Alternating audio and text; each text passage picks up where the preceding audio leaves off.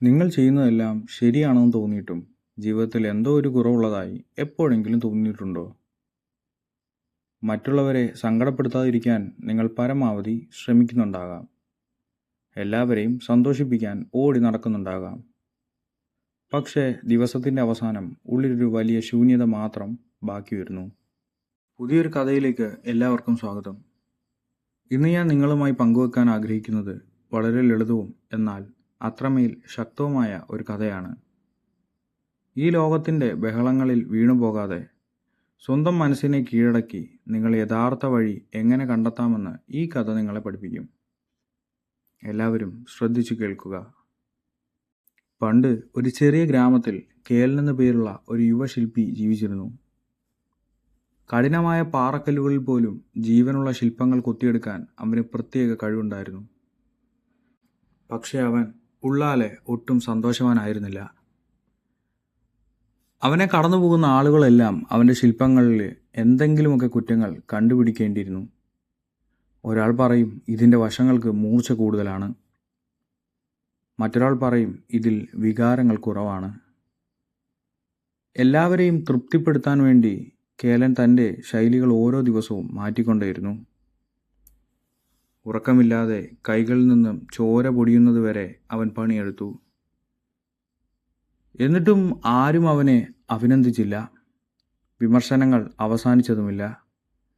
അവൻ മാനസികമായി പൂർണ്ണമായും തകർന്നുപോയി. അങ്ങനെയിരിക്കെ ഒരു ദിവസം ആത്മീയജ്ഞാനിയായ ഒരു വൃദ്ധൻ ആ ഗ്രാമത്തിലെത്തി. കേലൻ്റെ തളർന്ന കണ്ണുകളും വിഷാദം നിറഞ്ഞ മുഖവും കണ്ട അദ്ദേഹം തൻ്റെ കയ്യിലിരുന്ന പരുക്കനായ തിളക്കമില്ലാത്ത ഒരു ചെറിയ കല്ല് അവൻ്റെ കയ്യിൽ കൊടുത്തു.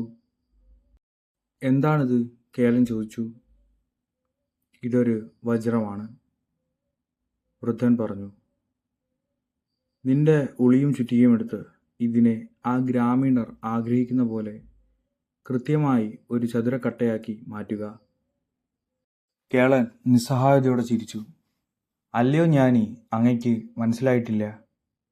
ഒരു വജ്രത്തെ മറ്റുള്ളവർക്ക് വേണ്ടിയുള്ള ഒരു രൂപത്തിലേക്ക് നമുക്ക് നിർബന്ധിച്ച് മാറ്റാൻ കഴിയില്ല. ഒരു വലിയ ചുറ്റിക കൊണ്ട് ഞാനിതിനെ അശ്രദ്ധമായി അടിച്ചാൽ ഇത് തകർന്നു പോകും. ഓരോരുത്തരുടെയും വാക്ക് കേട്ട് ചെത്തി പോയാൽ അവസാനം ഇതിൽ ഒന്നും ബാക്കിയുണ്ടാകില്ല. വജ്രത്തിൻ്റെ ഉള്ളിലെ യഥാർത്ഥ തിളക്കം പുറത്തു കൊണ്ടുവരണമെങ്കിൽ അതിൻ്റെ സ്വഭാവം മനസ്സിലാക്കി വളരെ ശ്രദ്ധയോടെ വേണം അതിനെ രൂപപ്പെടുത്താൻ. ആ വൃദ്ധൻ കേളൻ്റെ കണ്ണുകളിലേക്ക് നോക്കി. കൃത്യം, വൃദ്ധൻ പറഞ്ഞു. നിന്റെ മനസ്സും നിന്റെ ഊർജവും നിന്റെ ജീവിതവും ഈ വജ്രം പോലെയാണ്. ലോകത്തെ പ്രീതിപ്പെടുത്താൻ വേണ്ടി നീ നിന്റെ രൂപവും സ്വഭാവവും മാറ്റിക്കൊണ്ടേയിരുന്നാൽ നീ നിന്റെ സ്വന്തം സമാധാനമാണ് തകർക്കുന്നത്. നിന്റെ കഴിവിനെ മനസ്സിലാക്കാതെ ആളുകൾക്ക് വേണ്ടിയാണ് നീ നിന്റെ വിലപ്പെട്ട സമയം കളയുന്നത്. മറ്റുള്ളവരുണ്ടാക്കിയ ചട്ടക്കൂടുകളിൽ ഒതുങ്ങാൻ ശ്രമിക്കരുത്. ഉള്ളിലേക്ക് നോക്കുക. സ്വന്തം കഴിവുകളിൽ ശ്രദ്ധ കേന്ദ്രീകരിക്കുക. നിന്റെ ഉള്ളിലെ കരുത്ത് അതിൻ്റെ പൂർണ്ണതയിൽ പുറത്തു വരട്ടെ. കേളൻ നിശബ്ദനായി നിന്നു. ആ നിമിഷത്തിൽ അവൻ്റെ മനസ്സിൽ എന്തോ ഒന്ന് മാറി മറിഞ്ഞു. മറ്റുള്ളവരുടെ താൽക്കാലികമായ അഭിപ്രായങ്ങളെക്കാൾ പ്രാധാന്യം സ്വന്തം കഠിനാധ്വാനവും ക്ഷമയും ആത്മവിശ്വാസവുമാണെന്ന് അവൻ തിരിച്ചറിഞ്ഞു. അന്നു മുതൽ അവൻ മറ്റുള്ളവരുടെ അംഗീകാരത്തിനു വേണ്ടി ഓടുന്നു നിർത്തി സ്വന്തം കലയെ കൂടുതൽ മെച്ചപ്പെടുത്താൻ മാത്രം ശ്രമിച്ചു. വൈകാതെ തന്നെ അവൻ ലോകമറിയുന്ന വലിയൊരു ശില്പിയായി മാറി. എൻ്റെ പ്രിയപ്പെട്ട സുഹൃത്തുക്കളെ, ഈ കഥയിൽ നിന്ന് നമ്മൾ എന്താണ് പഠിക്കേണ്ടത്? ജീവിതത്തിൽ നിങ്ങൾ എങ്ങനെ ജീവിക്കണം, ഏത് ജോലി തിരഞ്ഞെടുക്കണം, എങ്ങനെ പെരുമാറണം എന്നതിനെക്കുറിച്ചൊക്കെ സംസാരിക്കാൻ മറ്റുള്ളവർക്ക് 1000 അഭിപ്രായങ്ങളുണ്ടാവും.